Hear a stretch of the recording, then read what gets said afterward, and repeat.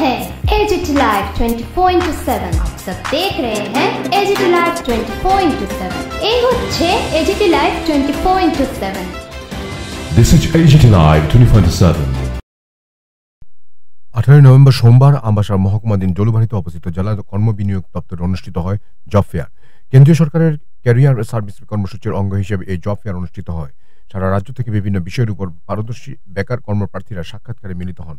এদিন জেলা কর্মবিনিয়োগ দপ্তরের রাজ্য আধিকারিক শ্যামল ভট্টাচার্য ও জেলা আধিকারিক প্রণয় শঙ্কর দে উভয়ই জানান, বেসরকারিভাবে 3টি সংস্থার শিক্ষিত বেকার যুবক যুবতীদের কর্মসংস্থানের লক্ষ্যে এই জব ফেয়ারের আয়োজন করা হয়েছে। এর মধ্যে মোট 51টি পদ রয়েছে।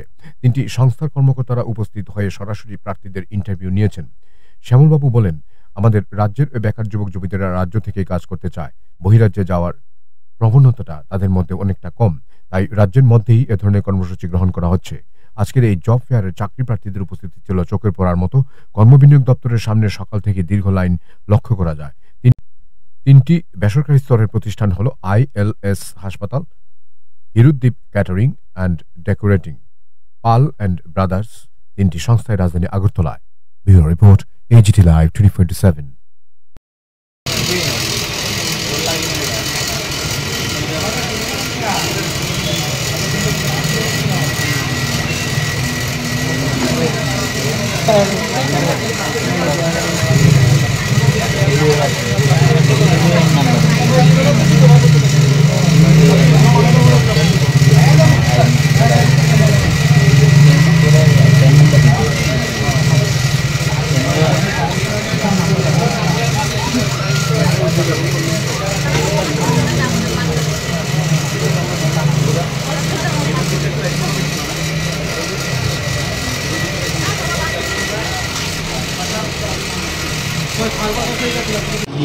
পিনাক মিত্র, আমি ILS তরফ থেকে HR ম্যানেজার হিসেবে এখানে ধলাই ডিস্ট্রিক্টের আজকে জব ফেয়ার এসেছি।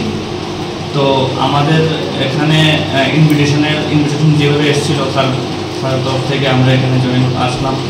আমাদের একটা অপরচুনিটি পেলাম যে আমরা কখনো এরকম জব ফেয়ারে আমরা ডাইরেক্টলি যাইনি। আমাদের ক্যাম্পাসিং হয় বিভিন্ন ইনস্টিটিউটে, ইউনিভার্সিটিতে, বিভিন্ন কলেজে, ঠিক আছে। তো ডাইরেক্টলি আমরা ওখানে গিয়ে ক্যাম্পাসিং করি, প্লাস আমাদের ইন্টারভিউ আমাদের পত্রিকার মাধ্যমেও দেওয়া হয়, প্লাস আমাদের ওয়াকিং ইন্টারভিউ হয়।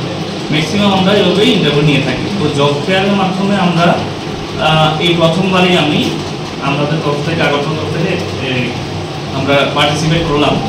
তো রিসেন্টলি চলছে। আর এবার বলতে পারেন যে আমরা যে ভ্যাকেন্সিগুলো যে আমাদের যে যতগুলো ভ্যাকেন্সি আমরা দিয়েছি, আপলোড করেছি, আমাদের এগুলোই ফুলফিলের জন্য আমরা যে চাহিদা, মানে যেরকম রিপ্লেসমেন্ট আমরা দিচ্ছি। তো মেবি এটাও সার্ভিস যে এমপ্লয়মেন্ট অ্যাকশনটা আমাদের কোনো স্যার যেভাবে আমাদের কন্ট্যাক্ট করলো, আমাদের কোলাবোরেশনের মাধ্যমে যে ক্যাম্পাসিংটা আমাদের রেডি হলো।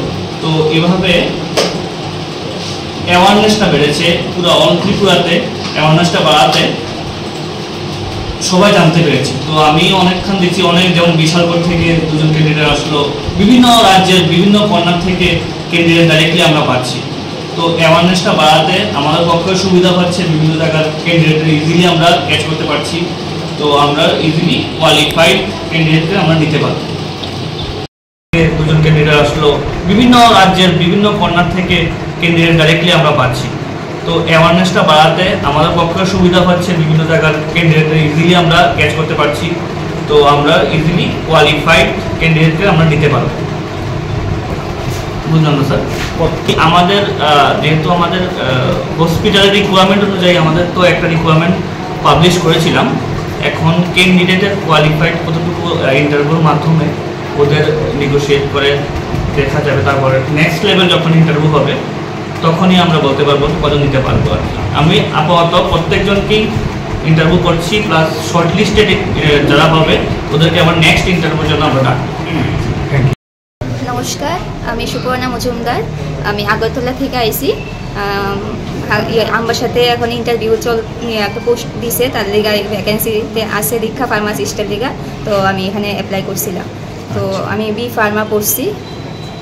তো আমি এক্সপেক্ট করতেছি যাতে আমি ILS এ জবটা যাতে পাই।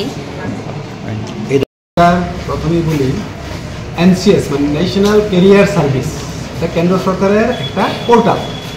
ওটার মাধ্যমে job seeker, employer, local service provider, skill provider ওদের আমাদের এখানে রেজিস্ট্রেশন হয়, ঠিক আছে। তো এর মাধ্যমে আমরা ক্যারিয়ার কাউন্সিলিং করি, কে কোন লাইনে পড়লে সরকারি চাকরি পেতে গেলে কী করতে হয় এইসব করি।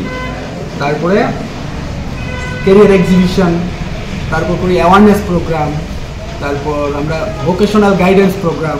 তারপরে এর আরেকটা গুরুত্বপূর্ণ প্রোগ্রাম হচ্ছে আমাদের জব ফেয়ার, আজকে যেটা হচ্ছে